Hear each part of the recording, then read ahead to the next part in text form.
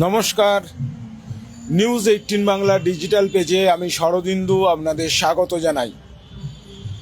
বর্ধমানে বা বলা যায় যে পূর্ব বর্ধমান জেলা সহ দক্ষিণবঙ্গে সকালে এবং রাতে বেশ শীত কিন্তু এখন ভালোই অনুভূত হচ্ছে। শীতের সেই মারকাটারি ইনিংস না থাকলেও এখনও কিন্তু সকালের দিকে বেশ ভালো শীত অনুভব করছেন বাসিন্দারা। পাশাপাশি সন্ধ্যের পর ফের জাঁকিয়ে শীত পাওয়া যাচ্ছে। এখনও সর্বনিম্ন তাপমাত্রা রয়েছে 11 ডিগ্রি সেলসিয়াসের আশেপাশে।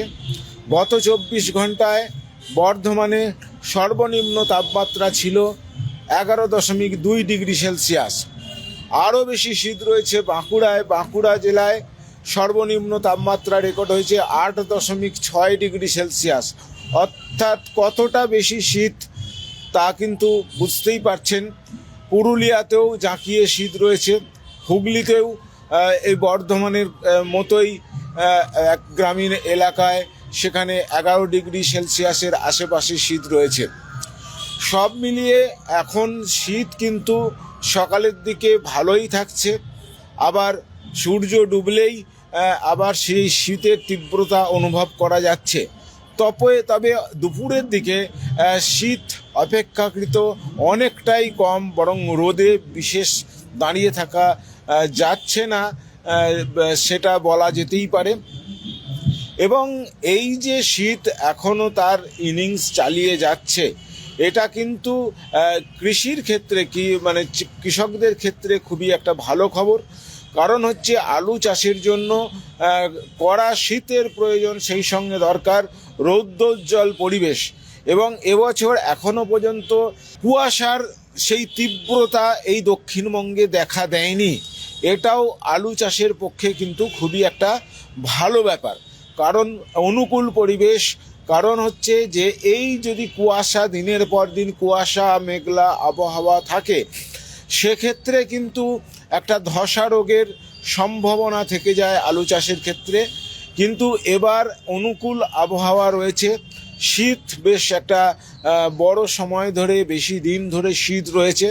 সেই সঙ্গে রয়েছে সকাল থেকে একবারে বিকেল পর্যন্ত রৌদ্রোজ্জ্বল আবহাওয়া। এবং এই আবহাওয়া একেবারে আদর্শ আলু চাষের ক্ষেত্রে। তবে এরপরে যদি শীত উধাও হয়ে যায়, তা কিন্তু আলু চাষকে টিকিয়ে রাখার ক্ষেত্রে একটা প্রতিবন্ধকতা হিসেবে কাজ করবে, এমনটাই কৃষি দপ্তর সূত্রে আমরা জানতে পারছি। সেক্ষেত্রে কিন্তু আলু জমিতে আরও বেশি করে সেচ দিতে হবে। তবে এখনও পর্যন্ত শীত বজায় রয়েছে এবং শীত আগামী কয়েকদিনও এই রকমই তাপমাত্রা চলবে বলে আমরা আলিপুর আবহাওয়া দপ্তর সূত্রে জানতে পারছি। সরস্বতী পুজোর সকালে শীত থাকবে, রাতেও শীত থাকবে, তবে দুপুরের তাপমাত্রা কিছুটা বাড়বে। দুপুরের তাপমাত্রা 26 ডিগ্রি সেলসিয়াসের থেকে 28-29 ডিগ্রি সেলসিয়াস পর্যন্ত পৌঁছে যেতে পারে। সব মিলিয়ে দক্ষিণবঙ্গে আগামী কয়েকদিন এরকমই শীত অনুভূত হবে। সকালের দিকে হালকা শিরশিরানি যে শীত তা থাকবে, হালকা হাওয়া বইবে এবং সেই সঙ্গে সন্ধ্যের পর থেকে আবার জাঁকিয়ে শীত অনুভূত হবে। তবে দুপুরের দিকে তাপমাত্রা অনেকটাই বাড়বে, যেমন এখন চলছে 26 ডিগ্রি সেলসিয়াস, তেমনি 28-29 ডিগ্রি সেলসিয়াস পর্যন্ত পৌঁছে যেতে পারে। পাশাপাশি এই যে 11 ডিগ্রি সেলসিয়াস সর্বনিম্ন তাপমাত্রা রয়েছে, এটিও 14-15 ডিগ্রি সেলসিয়াসে পৌঁছে যেতে পারে, এমনটাই আমরা আবহাওয়া দপ্তর সূত্রে জানতে পারছি। সরস্বতী পুজোর পর আর একটা শীতের ইনিংস দেখা যায় কি না তা এখনই বলা সম্ভব হচ্ছে না, তবে সেই সম্ভাবনা থেকেই যাচ্ছে। কারণ মাঘ মাস, মাঘের শীত বাঘের গায়ে, এমনটাই আমরা শুনে এসেছি। তাই মাঘ মাসে আর একটা শীতের স্পেল পাওয়া যাবে, ইনিংস পাওয়া যাবে, এমনটাই আশা করছেন শীত প্রেমীরা।